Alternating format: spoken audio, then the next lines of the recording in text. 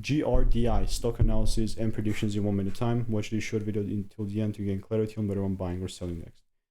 Griid Infrastructure stock sitting at $1.06.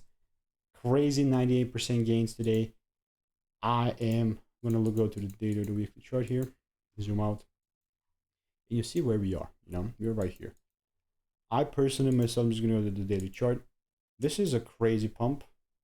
Would I really add, for example, would I buy personally myself? No, because this is a very good example of like a pump and dump. Like, don't listen to me. Obviously, this is not financial advice. This is all demo, all simulated, right? That out of the way, because I've seen thousands of exact movements, patterns like this.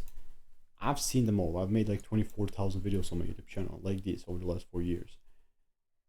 There is no real structure behind this movement up, honestly. Like, unless there is like a second break up and then we start really breaking up, I'm not bullish at all.